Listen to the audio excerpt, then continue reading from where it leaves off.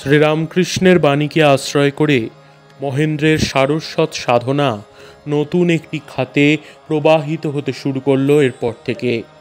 এই সময় Mahendra a leaf from the gospel of Sri Ramakrishna শীর্ষক কয়েকটি পুস্তিকা রচনা করেন এবং ইংরেজি ব্রহ্মবাদীন ও ডন পত্রিকাতে এগুলি প্রকাশিত হয়।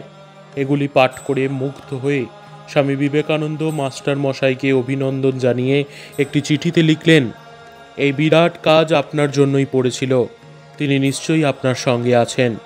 রামকৃষ্ণ মিশন অ্যাসোসিয়েশনের সাপ্তাহিক আসরে মহেন্দ্র ইংরেজিতে ও বাংলায় কথামৃত পাঠ করে শোনালেন। প্রশংসার পুষ্পবৃষ্টি লেখক মহেন্দ্রকে অভিভূত করল, কিন্তু নিন্দার কণ্টকও পথে চলতে গিয়ে তার পা দুখানিকে ক্ষতবিক্ষত করে তুলল। সহৃদয় সংবেদনশীল মহেন্দ্র পুনর্বার দ্বিধাকুণ্ঠার ঘোরে পড়লেন। জয়রামবাটিতে শ্রী শ্রী মায়ের কাছে সব কিছু নিবেদন করে চিঠি লিখলেন।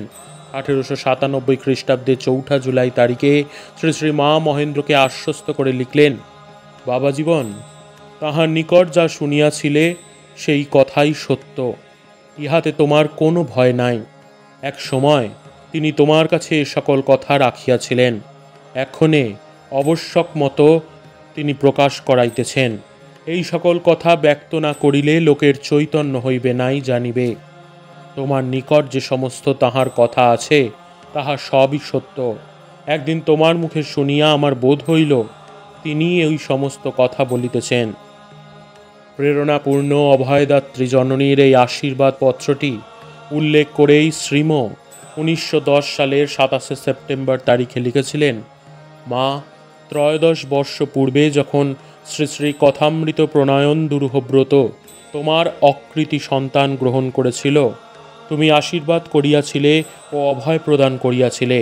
শ্রী শ্রী মায়ের এই আশীর্বাদ বজ্র ধারণ করেই মহেন্দ্র সন্দেহ দ্বিধার কুয়াশা ভেদ করে এগিয়ে চললেন।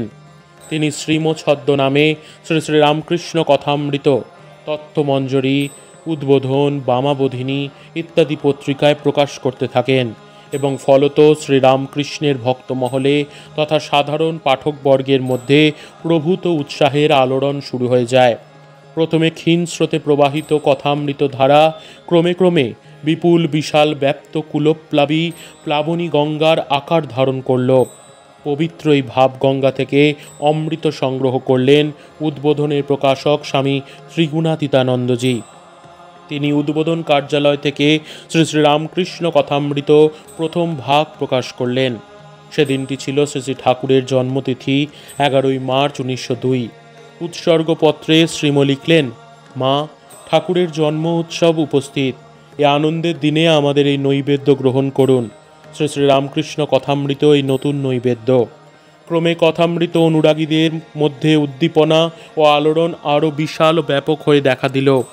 উৎসাহের আবেগে খরস্রোতে দ্রুত গতিতে এগিয়ে চললেন শ্রীম এবং অতি অল্প সময়ের মধ্যে আরও 3টি বড় নৈবেদ্য সুন্দরভাবে রচনা করে সাজালেন এবং শ্রদ্ধাবনত চিত্তে মাতৃচরণে উৎসর্গ করলেন।